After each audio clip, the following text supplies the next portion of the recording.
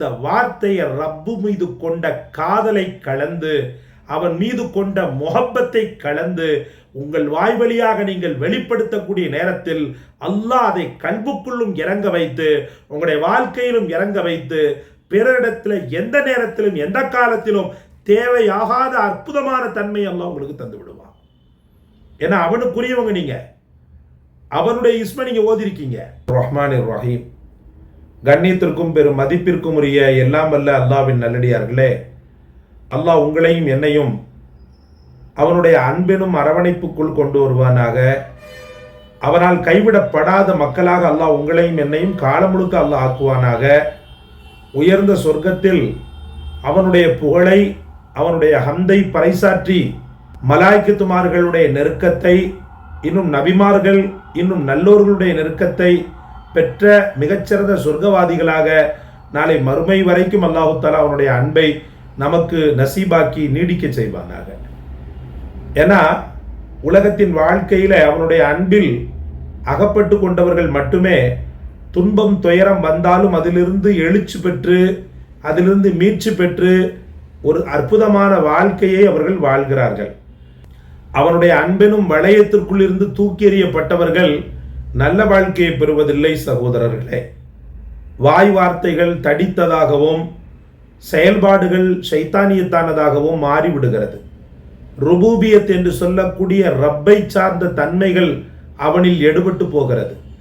அல்லாஹ் அந்த பரிதாப நிலையிலிருந்து உங்களையும் என்னையும் பாதுகாப்பானாக. நபி ஸல்லல்லாஹு அலைஹி வஸல்லம் அவர்களை அல்லாஹ் ரப்புல் ஆலமீன் சில பல நேரங்களில் கைவிட்டு விட்டானோ என்று மற்ற எதிரிகள் நினைத்தார்கள். ஆனால் ரசூலுல்லாஹி ஸல்லல்லாஹு அலைஹி வஸல்லம் எந்த காலத்திலும் அல்லாஹ் நம்மை கைவிடவும் இல்லை, அவன் சோதிக்கவும் இல்லை. வரக்கூடிய அனைத்துமே உலகத்தின் யதார்த்தத்தை பொறுத்தவரை, இயல்பை பொறுத்தவரை வந்து போகின்றன, அவ்வளவுதான். மற்றபடி அவைகள் நமக்கு நிரந்தரத்தன்மையோடு இருக்கும், மற்றபடி அவைகள் நமக்கு காலம் முழுக்க நிரந்தரமாக ஒட்டி கொண்டிருக்கும் என்ற நிலையில் எல்லாம் பெருமானார் ஸல்லல்லாஹு அலைஹி வஸல்லம் இல்லை. அவங்க இறந்து போகும்போது எத்தனை சஹாபாக்கள், உலகமே அழுததே சகோதரர்களே. நம்மளை மாதிரி மற்ற மக்களுக்கெல்லாம் ஜனாசா தொழுக ஒட்டுமொத்தமாக நின்று ஒரு இமாம் தொழ வைப்பார். ஆனால் பெருமானார் ஸல்லல்லாஹு அலைஹி வஸல்லம் அவர்களுக்கு தனி நபராக ஜனாசா தொழுதுட்டு போனாங்க. அப்போ அன்பிற்குரியவர்களே, அல்லாஹ் தந்த பெரிய நேமத் அவங்களுக்கு கொடுக்கப்பட்ட மக்கள் செல்வம். கொஞ்ச காலம் பெருமானார் ஸல்லல்லாஹு அலைஹி வஸல்லம் அவர்களுக்கு வஹி அருளப்படாமல் இருந்தது. அதை வச்சுதான் அந்த காபிர்கள் என்ன பண்ணான்னு சொன்னா, அவ்வளவுதான் முடிஞ்சு போச்சு, அல்லாஹ் ரப்புல் ஆலமீன் அவங்கள வெறுத்துட்டான், அல்லாஹ் ரப்புல் ஆலமீன் அவரை கைவிட்டுட்டான், அவ்வளவுதான் சகாப்தம் க்ளோஸ் அப்படின்ற மாதிரிலாம் அவன் நினைச்சுக்கிட்டு இருந்தான். சிறிது காலம் கொஞ்சம் தடைப்பட்டுச்சு, வஹியுடைய வரத்து கொஞ்சம் தடைப்பட்டுச்சு. அதுக்கப்புறமா மீண்டும் அல்ஹம்துலில்லாஹ் அவர்கள் விஸ்வரூபமாக எழுந்து நின்று சிறந்த பிரம்மாண்டமான வெற்றியையும் வளர்ச்சியையும் முஹம்மது ரசூலுல்லாஹ் பெற்றார்கள். அப்ப ரப்புடைய அன்பு அப்படின்றது என்னைக்குமே காலா முழுக்கும் ஒரு முஃமினுடைய வாழ்க்கையில இருந்து கொண்டே இருக்கணும். ரப்புடைய அன்பு கிடைக்காம மற்ற எல்லா அருள்வளம் கிடைக்கப்பெற்றாலும் அந்த அருள்வளம் சபத்திற்கு சமம் சகோதரர்களே. ரப்புடைய அன்பு கிடைக்கப்பெற்று ஒருவேளை எதுவுமே கிடைக்கப்படலைன்னு வச்சுக்கிறோங்க, அவனுக்கு உலகமே கிடைச்சது போல. அந்த அளவுக்கு ரப்புடைய அன்பு. குறைவான உணவு அல்லாஹு தஆலா தந்தா கூட நிறைவான வாழ்க்கையை கொடுத்துடுவான். அன்பு இருந்தா ரப்புடைய அன்பு இருந்தா ரப்புல் ஆலமீன் அவனுடைய விஷயத்துல எப்படி கருணை காட்டுவான்டா, முதல்ல அவனை பிறரிடத்துல தேவையாகாத ஒரு நிலைக்கு ஆளாக்குவான். தன்ட்ட மட்டும்தான் கேட்கணும், தன்ட்ட மட்டும்தான் அவன் கெஞ்சணும். அந்த அடுத்தவர்கள்ட்ட சென்று பிச்சை எடுக்கக்கூடிய ஒரு நிலையை அவனுக்கு எந்த காலத்திலும் கொடுக்க கூடாதுன்றதுல ரப்புல் ஆலமீன் பிடிவாதமாக இருப்பான்.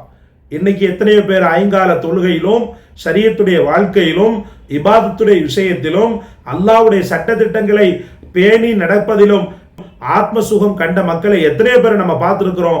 பிறர்கிட்ட தேவையாகாத ஒரு சூழலை தந்து அல்லாஹ் ரப்புல் ஆலமீன் வாழ்வாங்க வாழ வைப்பான்.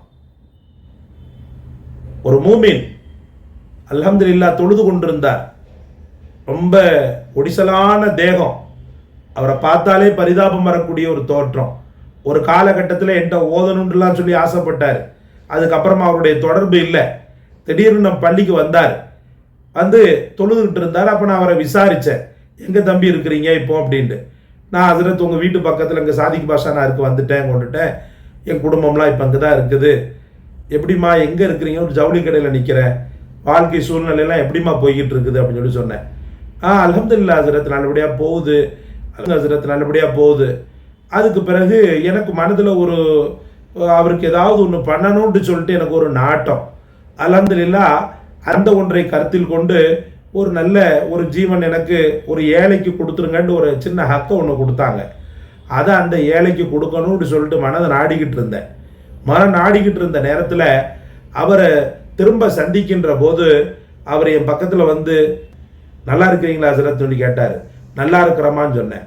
சொன்ன உடனே தங்கி சொல்கிறாரு, ஹசரத் அன்னைக்கு ஏதோ ஒன்று உதவி பண்ணணும், மளிகை ஜாமான்லாம் தரணுன்ற மாதிரி சொன்னீங்க, அல்ஹம்துலில்லாஹ் எனக்கு அது வேணாம் ஹசரத், இப்போ நான் நல்லா இருக்கிறேன்னு சொல்லி சொன்னார். ஒரு மாதம் தான் இடைவெளி, ஒரே மாதம் தான் இடைவெளி. எல்லா ஜாமானும் நான் வாங்கி வச்சுட்டேன், எல்லா பொருளும் என் வீட்டில் நான் வாங்கி வச்சுட்டேன், ஒரு குறை இல்லைங்க ஹசரத், தவிர என்னுடைய மனைவி இப்போ ஊருக்கு போயிருக்கிறாங்க அப்படின்னு சொல்லிட்டு அல்ஹம்துலில்லாஹ் சிங்கம் மாதிரி நடந்து போனான். அந்த காட்சியை பார்க்கும்போது உள்ளமெல்லாம் எனக்கு பூரித்து போச்சு. அப்போ அந்த ரப்பை நினைச்சு நான் பார்த்தேன். வாழக்கூடிய வாழ்க்கை என்னமோ பெரிய அடாதுடியான வாழ்க்கை இல்லை, வாழக்கூடிய வாழ்க்கை என்னமோ பெரிய அப்பாட்டக்கர் வாழ்க்கை இல்லை. ஆனாலும் அவன் உள்ள முழுக்க ரப்புடைய அந்த முஹப்பத்து நிறைந்திருக்குது. தான் அல்லாஹ்வை தவிர யாரிடத்திலும் தேவையாக கூடாதுன்ற அந்த ஒரு வைராக்கியம் அவனிடத்தில் குடிகொண்டிருக்கிறத நினைச்சு பூரித்து போனேன். இவனை மாதிரி அல்லாஹு தாலா எல்லாத்தையும் ஆக்கிட்டா எவ்வளோ பெரிய சிறப்பு அப்படின்னு சொல்லிட்டு நிச்சயமா சப்ஸ்கிரைபிளான நிச்சயமா நேயர்களான என் மீது பாசம் கொண்ட அல்லாஹ் உங்களையும் ஆக்குவான். நீங்க எந்த கவலையும் பட தேவையில்லை, எந்த கஷ்டமும் பட தேவையில்லை. இந்த வசீஃபாவை கையில் எடுங்கள், இந்த வசீஃபாவை கையில் எடுங்கள். தினசரி மகரிப் தொழுத பிறகு சூரா வாக்கியாவை நீங்கள் ஓதக்கூடிய பழக்கம் இருந்தால் அல்ஹம்துலில்லாஹ் அது ஒரு பெரிய திருப்தி. வாக்கியாவை ஓதி முடிங்க. சரி, வாக்கியா வரலையா, குர்ஆன் ஓத தெரியலையா, முன்பின் ஸலவாத்துக்களை மொழிந்துருங்க. மொழிந்துட்டு அஊது பில்லாஹி மினஷ் ஷைத்தானிர் ரஜீம் பிஸ்மில்லாஹிர் ரஹ்மானிர் ரஹீம் அல்லாஹுஸ் ஸமத் அல்லாஹுஸ் ஸமத் அல்லாஹுஸ் ஸமத் அல்லாஹுஸ் ஸமத் அல்லாஹுஸ் ஸமத் அல்லாஹுஸ் ஸமத் 1000 முறை. மாஷா அல்லாஹ். அல்லாஹ் பிறரிடத்தில் தேவையற்றவர். சமத் என்ற வார்த்தை குர்ஆன்ல ஒரே ஒரு இடத்துல தான் வருது, அந்த வார்த்தை தான் சூரா இஹ்லாஸ்ல வரக்கூடிய சமத் என்ற வார்த்தை தான். அல்லாஹுஸ் ஸமத், அல்லாஹ் தேவையற்றவன், பிறரிடத்தில் தேவையற்றவன்ற இந்த வார்த்தையை ரப்பு மீது கொண்ட காதலை கலந்து, அவன் மீது கொண்ட முஹப்பத்தை கலந்து உங்கள் வாய் வழியாக நீங்கள் வெளிப்படுத்தக்கூடிய நேரத்தில் அல்லாஹ் அதை கல்புக்குள்ளும் இறங்க வைத்து உங்களுடைய வாழ்க்கையிலும் இறங்க வைத்து பிறரிடத்தில் எந்த நேரத்திலும் எந்த காலத்திலும் தேவையாகாத அற்புதமான தன்மை அல்லாஹ் உங்களுக்கு தந்து விடுவான். ஏன்னா அவனுக்குரியவங்க நீங்க, அவனுடைய இஸ்மை நீங்க ஓதிருக்கீங்க. ஒரே ஒரு இடத்துல வந்தாலும் முழு குர்ஆனையும் தன் கைவசம் வைத்திருக்கக்கூடிய அற்புதமான ஒரு அருமையான பெயர் அல்லாஹ்வுடைய பெயர். அந்த வார்த்தையை சொல்லியிருக்கிறீங்க. அல்லாஹ் என்ற அவனுடைய இயல்பு பெயரை சொல்லியிருக்கிறீங்க. அல்லாஹுஸ் ஸமத் என்ற இந்த வார்த்தையை ரப்புடைய முஹப்பத்தை கலந்து அவன் மீது கொண்ட தீராத பற்றை கலந்து நீ வெளிப்படுத்தி சொல்லும் போது நிச்சயமாக எந்த காலத்திலும் பிறருடைய தேவையிலிருந்து அல்லாஹ் உன்னை பாதுகாக்கிறான்.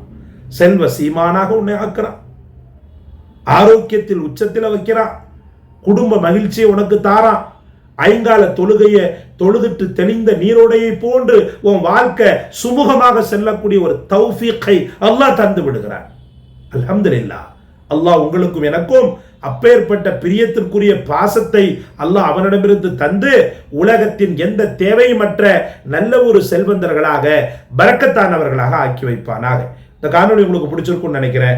லைக் பண்ணுங்க, ஷேர் பண்ணுங்க, சப்ஸ்கிரைப் பண்ணுங்க. எல்லாவற்றை விட மேலாக இந்த வசீஃபாவை கண்டெடுத்து தங்களுக்காக சொன்ன எமக்காக துஆ செய்ய மறந்துடாதீங்க. ஜஸாக்கல்லாஹ்.